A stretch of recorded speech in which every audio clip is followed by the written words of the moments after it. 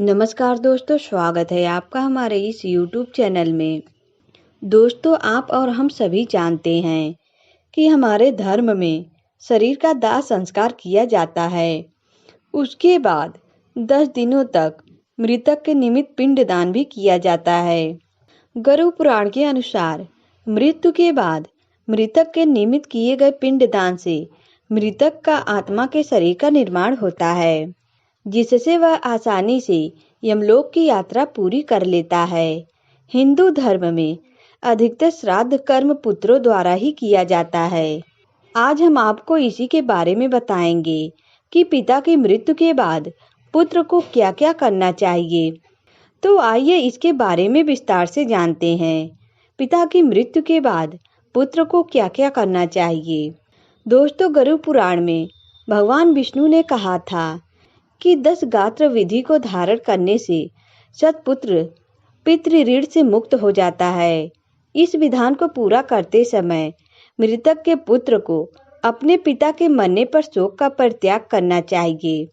फिर सात्विक भाव से पिता का पिंडदान आदि कर्म करना चाहिए।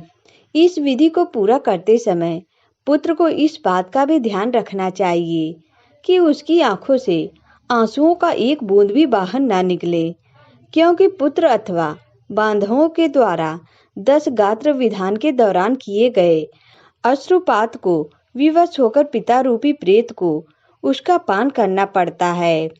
भगवान विष्णु कहते हैं कि हे पक्षीराज, पुत्र को चाहिए कि वह 10 गात्र विधि के दौरान निरर्थक शोक करके रोए नहीं, क्योंकि यदि कोई भी पुत्र हजारों वर्ष रात दिन शोक करता रहे तो भी उसके मृतक पिता वापस नहीं आ सकते।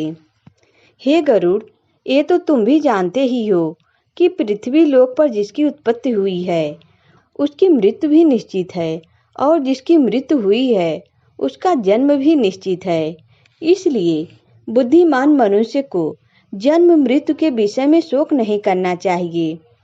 ऐसा कोई दैवी अथवा मानवीय उपाय नहीं है जिसके द्वारा मृत्यु को प्राप्त हुआ व्यक्ति पुनः लौटकर आ सके।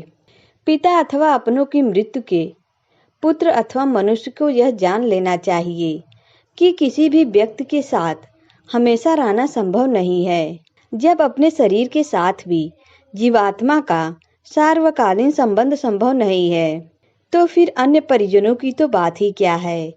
हे गरुड़, जिस प्रकार यात्री यात्रा करते समय छाया का आश्रय लेकर विश्राम करता है, फिर अपने पथ पर आगे की ओर बढ़ जाता है, वही प्राणी इस संसार में जन्म लेता है और अपने कर्मों को भोग कर निश्चित समय के बाद अपने गंतव्य को चला जाता है, अर्थात मृत्यु लोक को त्याग देता है।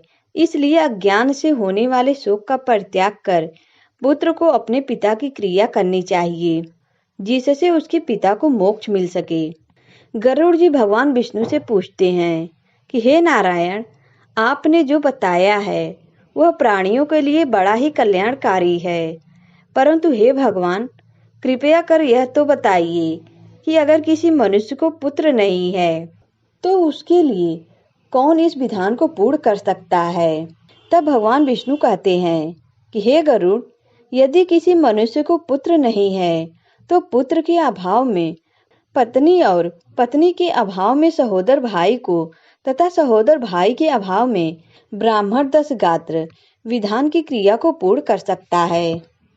इसके अलावा पुत्रहीन व्यक्ति के मरने पर उसके बड़े अथवा छोटे भाई के पुत्रों या पौत्रों के द्वारा 10 गात्र आदि कार्य कर सकता है, क्योंकि ऐसा माना जाता है कि एक पिता से उत्पन्न होने वाले भाइयों में यदि एक भी पुत्रवान हो तो उसी पुत्र से सभी भाई पुत्रवान हो जाते हैं।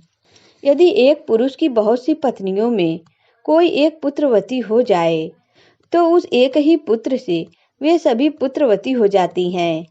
सभी भाई पुत्रहीन हो तो उनका मित्र पिंडदान करे अथवा सभी के अभाव में पुरोहित को ही क्रिया करनी चाहिए। यदि कोई स्त्री अथवा पुरुष अपने इष्ट मित्र की औरदैहिक क्रिया करता है तो अनाथ प्रेत का संस्कार करने से उसे कोटि यज्ञ का फल प्राप्त होता है।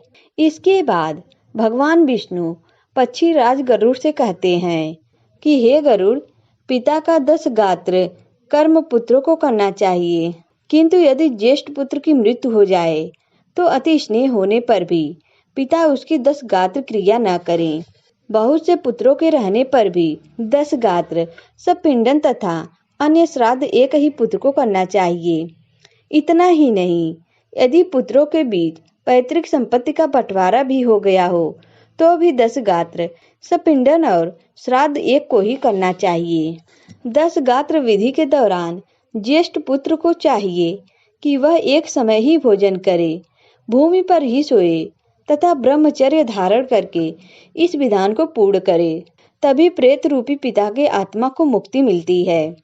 हे गरुड़, जो पुत्र अपने पिता के निमित्त विधि पूर्वक इस विधान को पूर्ण करता है उसे वही फल प्राप्त होता है जो पृथ्वी की 7 बार परिक्रमा करने के पश्चात प्राप्त होता है। 10 गात्र से लेकर पिता की वार्षिक श्राद्ध क्रिया करने वाला पुत्र गया श्राद्ध का फल प्राप्त करता है। दोस्तों, आज की वीडियो में बस इतना ही। अगर यह वीडियो आपको अच्छा लगा तो वीडियो को लाइक करें और हमारे चैनल को भी सब्सक्राइब करें। दोस्तों, वीडियो देखने के लिए आप सभी का धन्यवाद।